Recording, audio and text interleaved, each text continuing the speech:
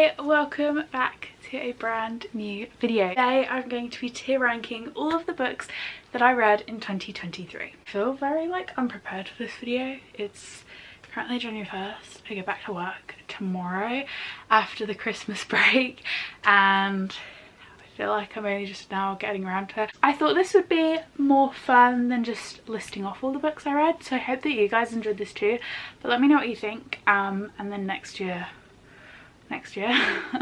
I'll decide how I want to go through these, whether I want to do another tier ranking or whether I just show them. So I've made a tier ranking thing on my laptop.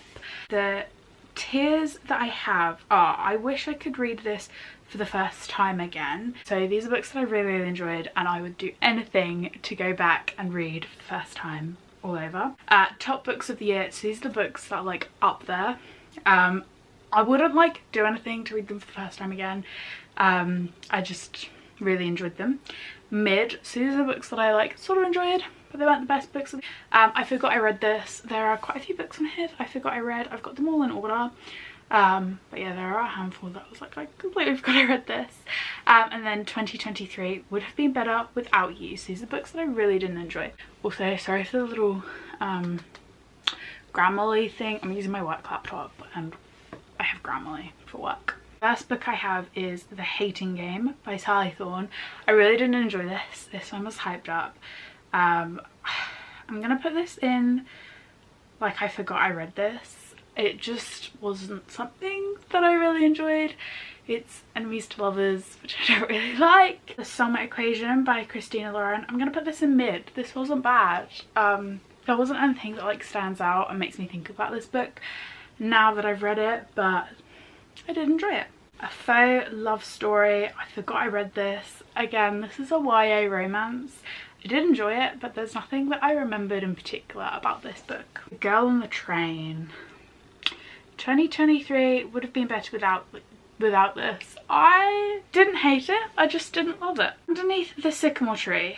I wish I could read this book for the first time all over again. I really enjoyed it. I really loved the relationship between the characters. Can see how it could be a bit controversial, but I did enjoy this. Mistake by Elle Kennedy. This is the second book in the Off-Campus series. I'm gonna put this in mid. It wasn't my favourite of the series, but I did really enjoy it. Fess by Colleen Hoover. Again, I'm gonna put this one in mid. This was my favourite Colleen Hoover book of the year. The School by Elle Kennedy. This one is gonna go into top books of the year. I really enjoyed this book. Following Ali, who is Hannah from The Deal's best friend. So that's probably why I really enjoyed it, because I was looking forward to that book since reading the first book. The After graphic novel. 2023 would have been better without it. I really enjoyed the After series. I didn't enjoy, what was his name? Was it Landon? I have Landon in my head. I didn't enjoy her best friend's books that was written, and I didn't enjoy this graphic novel either. Go by Elle Kennedy. Again, this is another one in the Off-Campus series. I don't know why that image looks weird compared to all the others, but I'm gonna put that one in top books of the year. This is another one that I really enjoyed. Legacy is gonna go in mid. If you enjoy the Off-Campus series, you should read this one, but it's not if you're a bit meh about a series, that one probably wouldn't be one I'd recommend you read. After by Carly Fortune. That one's gonna go into top books of the year. I really enjoyed Every Summer After. I almost put it into I wish I could read this for the first time again, but it wasn't quite up there, but it's definitely top books of the year. American Roommate Experiment. I read this. I really didn't enjoy this one or The Spanish Love Deception. I only bought this one because I was away in Spain and I ran out of books and I needed a book, so I bought that one. The Final Offer by Lauren Asher.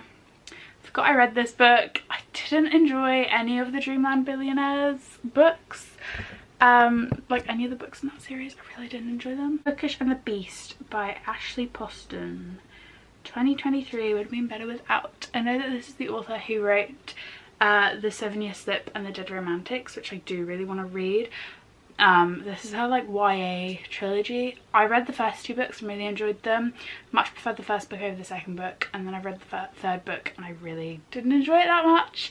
The Family Remains by Lisa Jewell. This is gonna go in mid. I really enjoyed The Family Upstairs, which was the first book in this series, but there was something about this one that I just didn't enjoy as much. I really enjoy Lisa Jewell's books, but this one just didn't live up to what I was expecting it to be. Love and Luck and Love and Olives by Jenna Evans Welsh are the second and third book in the Love Like And series.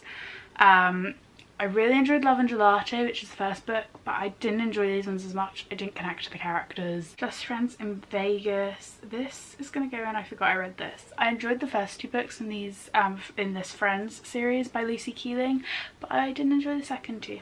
The second, third, and the like little novella in The Kissing Booth. I'm gonna put them all in I Forgot I Read These. Didn't enjoy these as much. I sort of ish enjoyed the first book. The second one and the third one, I really didn't enjoy them. And then I have the Briar You series by Elle Kennedy. I'm just gonna go through it and put them where I think they're gonna go.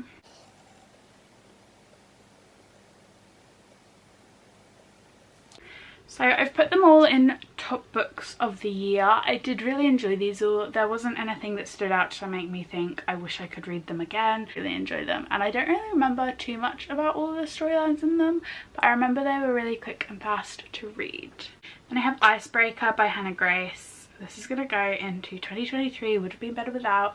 I really did enjoy this book. It was hyped up a lot and it just didn't live up to the hype for me. Never Never by Colleen Hoover is gonna go into mid. I did really enjoy this book. It's like a trilogy, like put into like a bound up edition, and I did really enjoy it, but it felt a little bit, I think because it was co-written and maybe it's on the older side, and it's been like re-released, it just felt a bit different than some of her newer books that I've read. Without Merit by Colleen Hoover. I'm gonna put this into I Forgot I Read This. This is my least favourite book by Colleen Hoover that I've read so far. I don't know what it was about this one, but it wasn't until the last sort of 100 pages that I was sort of interested in it. It was still a quick read like most of her books are, but this one just wasn't as good. Friends for Now is going to again go into I Forgot I Read This. This is the fourth book in the Friends series by Lucy Keeling. Again, just not as good as the first two in the series. Happy Place by Emily Henry. I'm between mid and I Forgot I Read This. This was my first Emily Henry book. I don't quite think it was what I was expecting. I definitely want to read some more of her books, but it just wasn't one that I particularly like overly enjoyed like everyone else seems to love her books. Malibu Rising by Taylor Jenkins Reid again is gonna go into mid. I've not overly loved any of Taylor Jenkins Reid books. I've really enjoyed them all, but not like loved like top books for any of them. If You Had Been With Me by Laura Nowlin. This is one that I wish I could read for the first time all over again. I really enjoyed it. It was so much fun to read. The Summer I Turned Pretty series. I'm just gonna rank these ones. And Pretty in top books of the year and the other two in mid. I did really enjoy this, but I think I got a bit bored towards the end. It got a bit like repetitive, and I didn't really like the fact that Belly was going between the two boys. Felt a bit like breaking up a family. The three of them were all just best friends. It might have felt a bit different, but I think because there were two brothers, I felt a bit like, oh, I don't know how I feel about the fact that she's going back and forth, like putting a conflict between them. I've got Hook Point in here.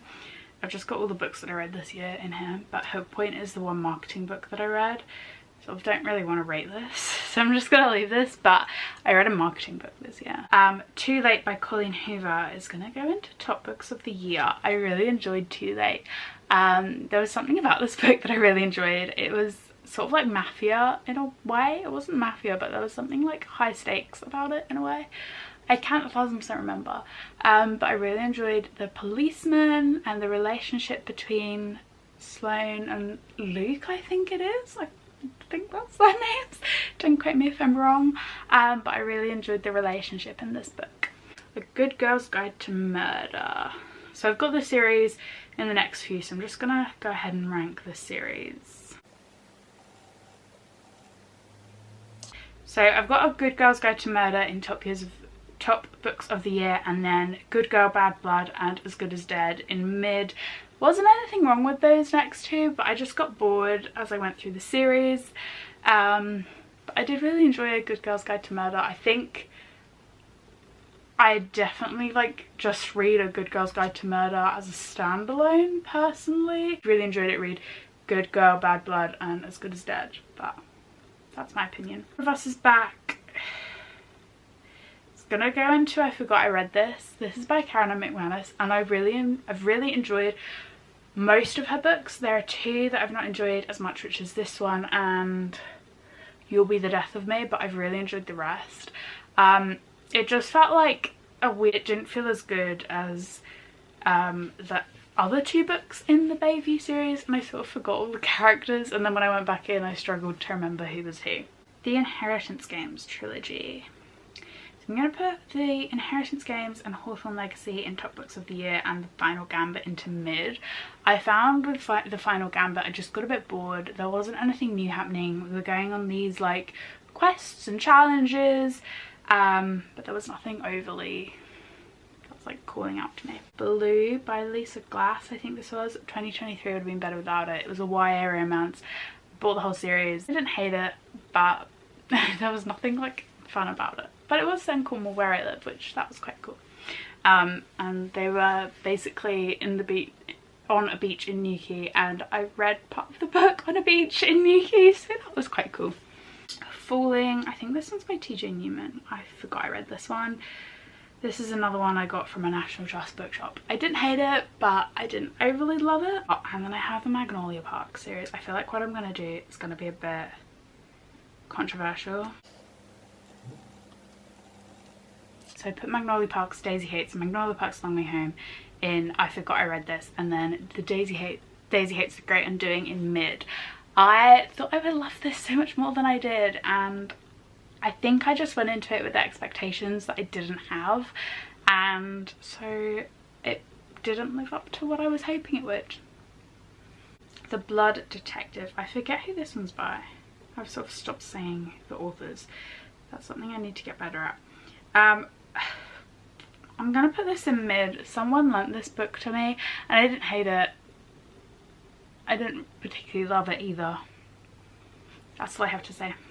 Verity by Colleen Hoover was a reread for me. I'm gonna put this in I wish I could read it for the first time again, because I did really enjoy it the second time around, but I wish I could read it again because oh my god, going back and reading it again would be so good. I gave it to my mum to read earlier this year and she loved it, and I was like, oh, I want to read it again. So I did a reread of it and oh, I loved it so much. I lent it to my aunt and I never got it back, so I actually rebought the book to reread it. In Other Words by Christina Lauren. We are going to put this into I wish I could read this the first time again. I enjoyed this one so much more than Every Summer After, which it is compared to, or I prefer the reason why they don't see each other anymore in Love and Other Words than Every Summer After. They're very similar, but I preferred Love and Other Words more than Every Summer After for some reason. There was something more nostalgic about Love and Other Words than Every Summer After for me, but I did really enjoy this book. The Graham Effect by Elle Kennedy. Why did I say that was such an American accent? I'm gonna go into mid. I did really enjoy it, but there's something about it that I don't know. It was 400 pages. It felt a bit too long to me, I think. Some of the romances that are 400 pages I feel drag on a little bit towards the end. Then She Was Gone by Lisa Jewell. It's gonna go into topics, so yeah, I did really enjoy it. I did guess the plot twist like at the very beginning of the book, so it didn't like shock me when it happened, but I did really enjoy the story and the plot twist. Even though I guessed it pretty quickly, I did enjoy it. Archer's Voice by Mia Sheridan. I know some people love this. I'm gonna put this into mid. I didn't hate it, but I think it was hyped up so much for me that I didn't enjoy it. I find a lot of the books that are hyped up do end up in my mid category because they just don't live up to the hype for me. Stay Another Day. This was a YA Christmas book. Going into my Christmas books now, and that one's gonna go into mid. I did enjoy it. There was so much drama. The chapters are so short, so those things combined made me read this really quickly. but like, how does a family have that much drama? And Merry Little Meet Cute. Again, this one's gonna go in mid. I really enjoyed this romance. It was such a cute Christmas romance.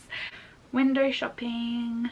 This one's gonna go into mid because this was so short. I feel like I didn't have enough time to connect to the characters as I wish I had, but I did really enjoy this. Love Light Farms. I don't know how to put this one. I'm gonna put this into mid again. I do want to read the rest of this series. I think as this is a great like first book in a like interconnected standalone series. Inner Holidays by Christina Lauren is again going to go into mid. This is such a cute holiday book. It was Groundhog Day and I did get a bit like at one point, are we gonna have to start from the beginning with this again? But we didn't.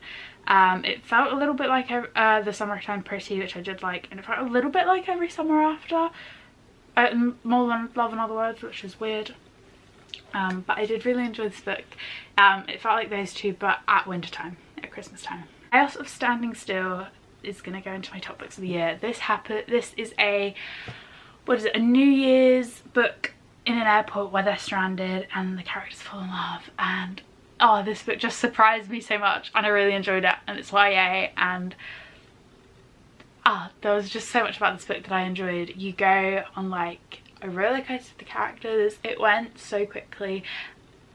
I don't have enough good words to say about this book. I've recently finished it, obviously. Finished it a couple of days ago, but I just really enjoyed this book. Just really surprised me for a YA romance. It is so good. Thank you for watching this video. That's the 63 books that I read this year. My Goodreads goal is 40, so I hit my Goodreads goal, which I'm really happy about. Subscribe to my channel for more videos like this one. Big thumbs up if you enjoyed it. Oh, and also comment down below any videos you'd like to see in 2024. Bye.